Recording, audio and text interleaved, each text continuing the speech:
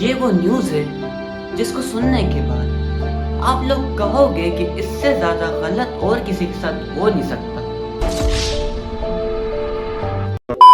अस्सलाम वालेकुम, की हाल चाल ताड़ा ठिकाना। उम्मीद है सब बढ़िया ही होंगे। तो चलो यार चलते हैं अपने टॉपिक की तरफ। तो आज का हमारा टॉपिक है दो भाई दोनों तबाही। हाँ जी, मैं बात कर रहा हूँ डकी भाई और बाबा ओपी व्लॉग्स की। जब एक अंदर गया तो पीछे से दूसरे ने खुद ही कहा कि जब भाई अंदर है तो हम कैसे बाहर रहे हैं, हम भी आ रहे हैं भाई साहब। और आज वो दोनों भाई अंदर हैं। मैं यहाँ पे एक बात कहना चाहूंगा, डकी भाई ने इतना कुछ ज्यादा गलत किया तो नहीं था जितना गलत उसके साथ सलूक हो रहा है। मुझे एक बात नहीं समझ आ रही, जिन क्रिएटर्स को हम लोग ज्यादा पसंद करते हैं, जिनको हम लोग देखना चाहते हैं, वही सारे क्यों हो रहे हैं अरेस्ट, जबकि हमको पता है कि इनके अलावा भी और कितने यूट्यूबर बैठे हुए हैं कि जिन्होंने ऐसे एप्स प्रमोट किए हैं। मुझे उन सब के नाम भी पता है भाई साहब, लेकिन मैं यहाँ पे लेना नहीं चाहूंगा। उनमें से कुछ यूट्यूबर है, कुछ टिकटॉकर है, कुछ इंस्टाग्रामर है, और पता नहीं इसके अलावा और भी कितने जिन लोगों ने इन एप्स को प्रमोट किया है। तो फिर क्यों सिर्फ वही उठते हैं जिनको हम देखना पसंद करते हैं? मतलब क्या यार, मुल्क एक ही है, कानून हर बंदे के लिए अलग अलग है। ये क्या चल रहा है यहाँ पे भाई साहब? जब दो बंदे उठे हैं तो फिर बाकी सबको भी उठना चाहिए ना। उन्होंने कौन सा बैटिंग एप्स को प्रमोट करके उनसे शौरमे खाए? उन्होंने भी तो पैसे ही लिए ना, और एक बड़ी मिकदार में पैसा लिया उन्होंने भी। तो फिर सिर्फ और सिर्फ कुछ ही यूट्यूबर्स को क्यों रगड़ा जा रहा है? जिन सब ने किया सबके सबको पकड़ो ना। फिर गुनाह चाहे छोटा हो या बड़ा हो, है तो गुनाह ही ना। बैटिंग एप्स को तो उन्होंने भी प्रमोट किया। अब वो छोटी बैटिंग ऐप थी या बड़ी बैटिंग ऐप थी तो बैटिंग ऐप ही ना। पैसा तो आवाम को उसमें भी लगा, तो फिर उनको भी बराबर का उठाओ और उनसे भी उतना ही पैसा निकलवाओ जितना इनसे निकलवा रहे हो। डकी भाई के 8 मिलियन फॉलोवर्स हैं। इसके अलावा जो जन्नत मिर्जा पाकिस्तानी टिकटॉकर, उसके 15 मिलियन फॉलोवर्स हैं। उसने भी बैटिंग एप्स को प्रमोट किया, तो फिर उसको क्यों नहीं उठा रहा भाई साहब? उसको भी उठाओ ना भाई साहब। मैं यहाँ पे इतना ज्यादा बोल रहा हूँ, ये ना अगला नंबर मेरा ही लग जाए। मेरे पास तो इतना ज्यादा पैसा भी ना है कि ये मेरे से निकाल के मेरे को छोड़ दे। मेरी तो ये सिर्फ डबरोटियां ही लाल कर सकते, और कुछ ना निकलेगा मेरे पास से। तो भाई लोग अगर बात करें बाबा ओपी और डकी भाई की, तो डकी भाई का एक व्लॉग है जिसमें वो बाबा ओपी से पूछते हैं कि कल को अगर मैं जेल जाता हूँ तो तू क्या करेगा? तो बाबा ओपी का जवाब क्या आता है सामने से कि दोनों साथ ही जाएंगे ना, टेंशन किस बात की।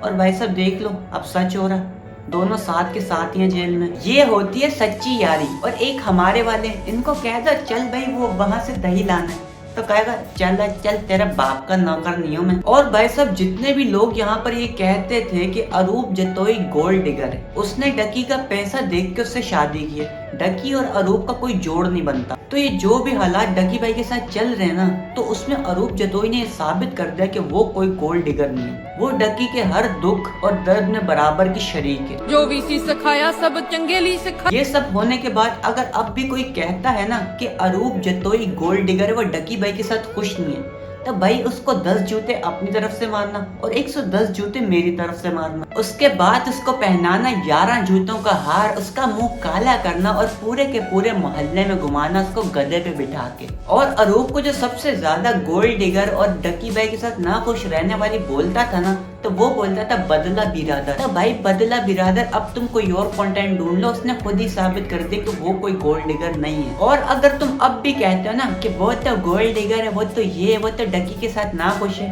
तो तुम्हारी डिक्की चुप के आवाम ने सोटियां मारनी ने पिछों। तो चलो यार बात करते हैं उस न्यूज के बारे में जिसका आप सब लोग इंतजार कर रहे थे। तो भाई साहब ये न्यूज सुनने के बाद आप लोग कहोगे कि कुछ भी हो जाता इसके साथ, लेकिन ये ना होता। तो डकी भाई का जितना पैसा गया, गाड़ियां गई, घर गया, उसका जो कुछ भी गया, लेकिन अब जो मैं आपको बताने जा रहा हूँ ना, ये उन सबसे कहीं ज्यादा बढ़कर है। ये सुनने के बाद आप लोग कहोगे कि भाई साहब कुछ भी हो जाता, लेकिन ये ना होता। जब मैंने ये न्यूज सुनी थी ना कि डकी भाई का यूट्यूब अकाउंट फ्रीज कर लिया गया, तो मेरे भी भाई एक बहुत बड़ा धचका लगा था।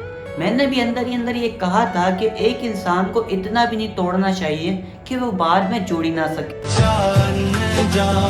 एक बंदा जिसने अपने करियर का स्टार्ट उस चीज से लिया हो, अगर आप उससे उसकी वही चीज छीन लो, आप उसकी उससे 5 से 6 साल की मेहनत छीन लो, तो उसके बाद उसके पास और बचता क्या है? इससे ज्यादा बुरी चीज उसके लिए और क्या होगी? और भाई इतना ज्यादा बड़ा गुनाह उसने कोई किया भी नहीं। उसने सिर्फ और सिर्फ बैटिंग एप्स को प्रमोट किया था, जो उसने बैटिंग ऐप को प्रमोट करके पैसा लिया था, आप वो जब्त करो और उसको जाने दो। जितनी लंबी ये तफ्तीश चली गई है ना, और अब अगर वो कोर्ट में पेशी देने आता है तो उसका मुंह देखने वाला होता है बिल्कुल लटका हुआ। उसके मुंह से ये साफ जाहिर पता चल रहा होता है कि ये अंदर ही अंदर से टूट चुका है, और अब मुझे नहीं लगता कि वो बाहर आने के बाद पाकिस्तान में मजीद और रुकेगा, क्योंकि भाई साहब जितना उसके साथ हो गया ना, वो शायद इस सबको बर्दाश्त कर सके। पड़े मैं ना दुआ तो चलो यार, आप लोग भी दुआ करो उसके लिए। हम सिर्फ और सिर्फ दुआ ही कर सकते हैं, इससे ज्यादा हम लोग कुछ कर भी नहीं सकते। तो आप लोगों से अपील है कि आप दुआ करो उसके लिए कि वो जल्द अज जल्द बाहर आए। कम से कम बाहर तो आए यार, जो हो गया सो हो गया,